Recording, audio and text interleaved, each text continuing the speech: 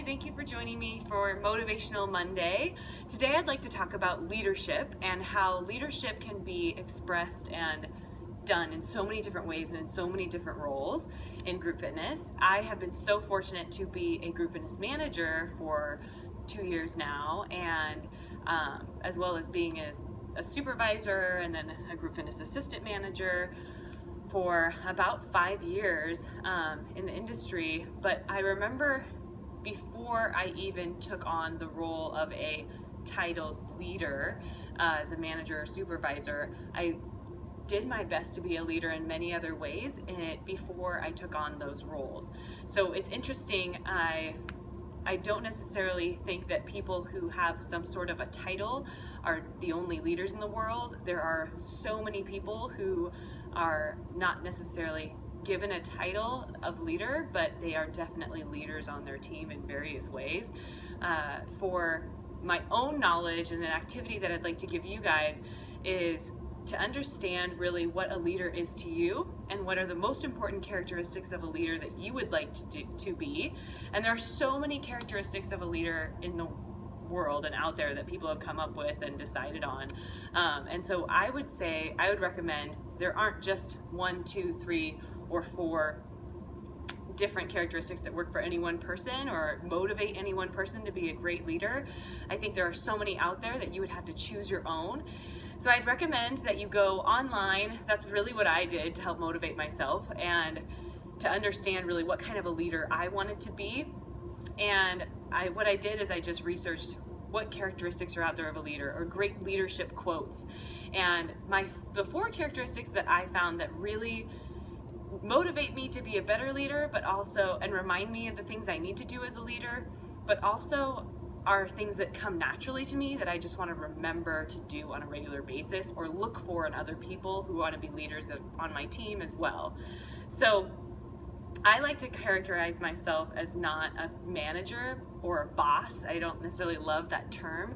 I like to be called or known as a leader of leaders. So I'm building leaders within my team, and I'm just leading them to be a great team of leaders. So my 4 characteristics that I find I really work toward doing are understanding and having a clear vision of what I believe in and want to do with my team and with my department. I think there are so many clouds that can get in the way of what people really want to do. And I went to the Idea PT West conference in Seattle, and what I loved at one of my sessions with Shannon Fable is she identified or clarified to us that the word priorities isn't actually a real word. There should only be one true priority.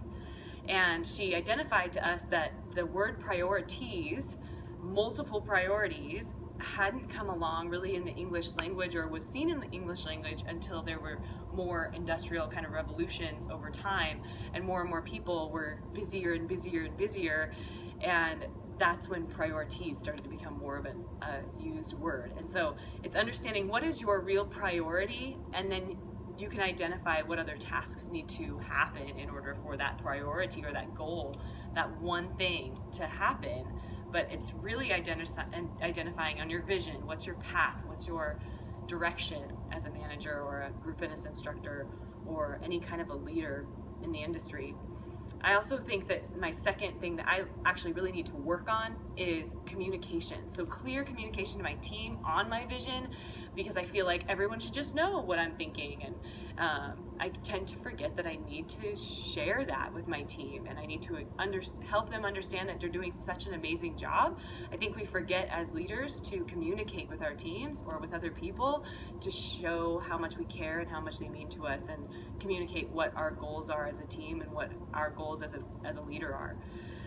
I also want to make sure that my communication is clear and personable, and I try so hard not to have to email or mass email my team, and I've talked about that in other videos, but I think that's an important part of communication and the world we live in now is trying to keep things as person to person or in person as possible.